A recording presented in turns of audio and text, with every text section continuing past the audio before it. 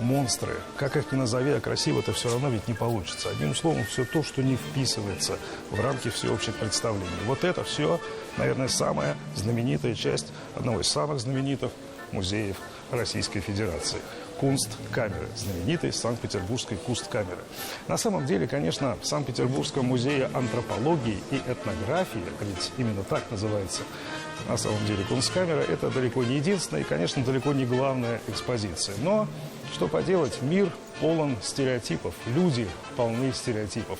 Поэтому мы начинаем наш рассказ именно здесь, и еще и потому, что как когда-то давно российская наука начиналась именно в этих стенах, так и совсем недавно идея о создании музея исламской культуры пришла именно отсюда.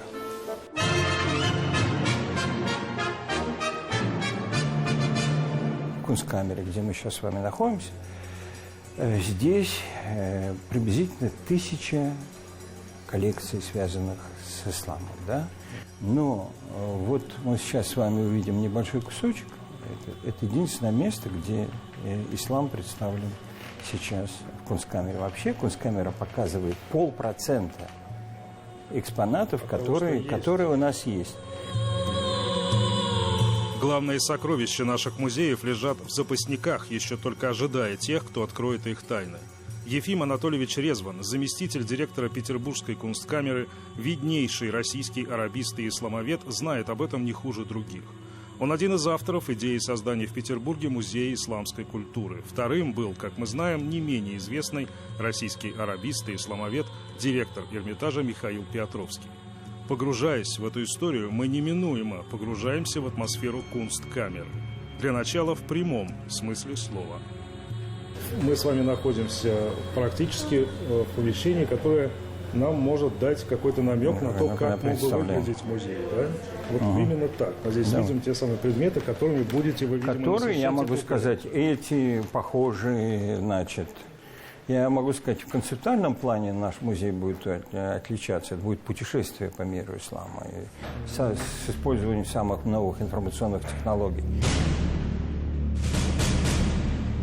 И речь идет о колоссальных богатствах.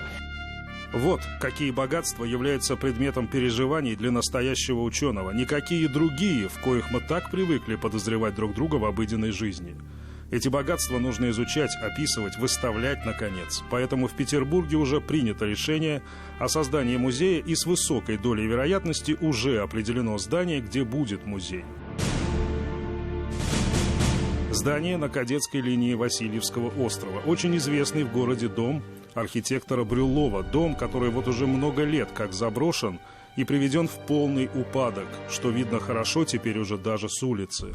Слава богу, что попасть внутрь сегодня уже не так просто.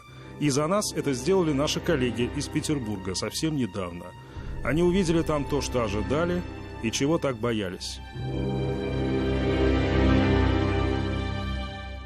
Представляете, в таком вот разбомбленном состоянии находится особняк в самом центре Санкт-Петербурга.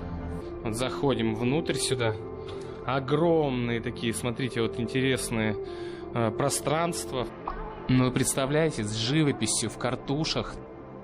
Потрясающе смотрится.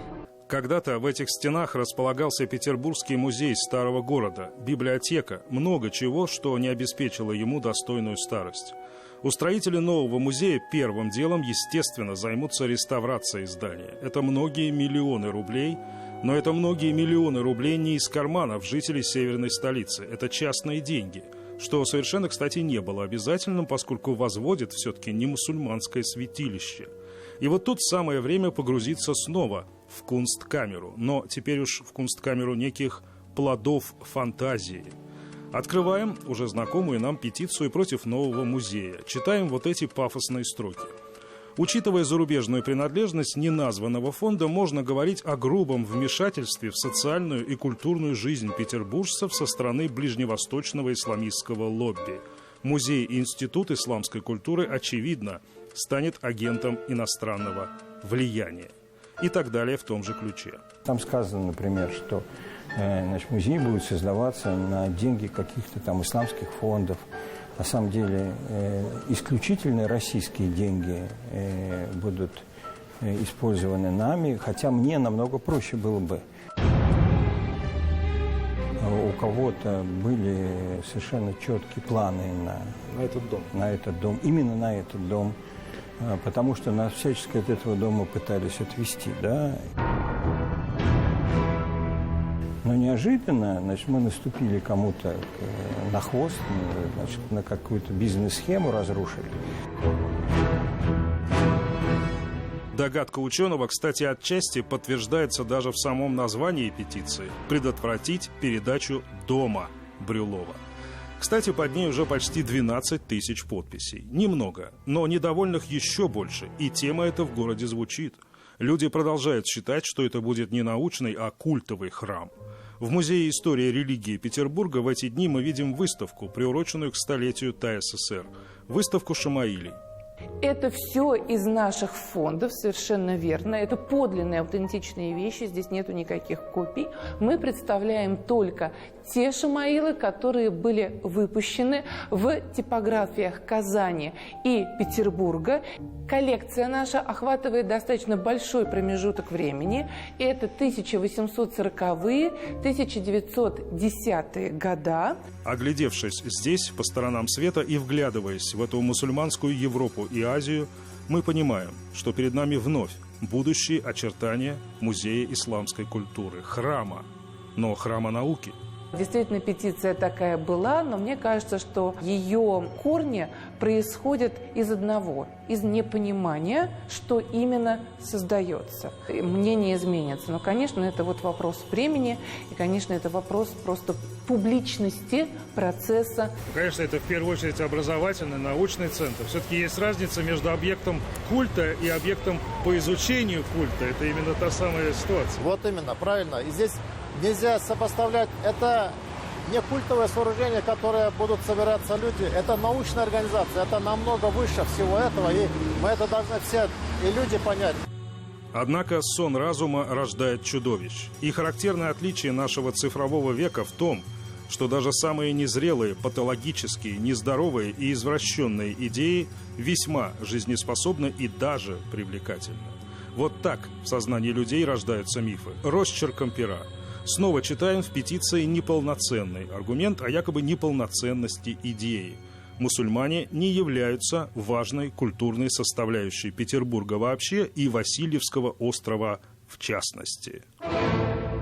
Город Санкт-Петербург 300 лет назад, как известно, строили мусульмане. Это были пленные турки, и это были татары, привезенные сюда Петром из Казанской губернии. Понятия «татарин» и «мусульманин» тогда были синонимами. Знаменитую соборную мечеть Петербурга тоже называли татарской. На протяжении уже более 300 лет здесь всегда существовала татарская община, которая действительно была знаковой. И сейчас представители и научной, и творческой интеллигенции. Вот, пожалуйста, собор, не имеющий отношения к мусульманской культуре, но он все-таки казанский. И вот так здесь везде, в этом городе. Конечно, конечно. И то, что рядом с Казанским собором, вот это Казанская улица, да, на которой установлена памятная доска, что в меблированных комнатах в 1912 году жил Габдулла Тукай. То есть здесь колоссальный вообще потенциал. Вот именно ведь и даже востоковедение зарождалось в Петербурге. Мусульмане появились одновременно с первым населением города, да? А здесь говорят, при чем тут мусульмане и петербуржцы? Конечно, ну что вы, значит, а почему у нас, например, такая потрясающая соборная мечеть, которая вплоть до начала 21 века была крупнейшей мечетью в Европе?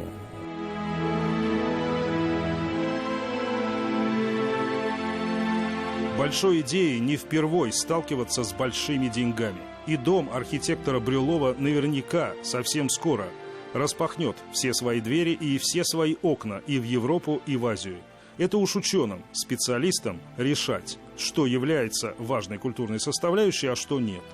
Это патологическая логика, по которой нам с вами так недалеко до очередного штурма Зимнего Петербургского дворца, выставляющего на всеобщее обозрение в том числе и столь, дескать, противоестественные для европейской культурной столицы какие-нибудь шелка из Бухары, это извращенная логика. 300 лет назад эти склянки с уродцами были привезены Петром в Петербург не для потехи простого люда. Их значение для страны было в том, чтобы показать, наконец, ограниченным умам беспредельные возможности природы, привить научное мировоззрение. Научный разум не рождает чудовищ, и лишь в незрелых умах кунсткамеры причудливых клише. Михаил Любимов и Андрей Ключников. 7 дней. Санкт-Петербург.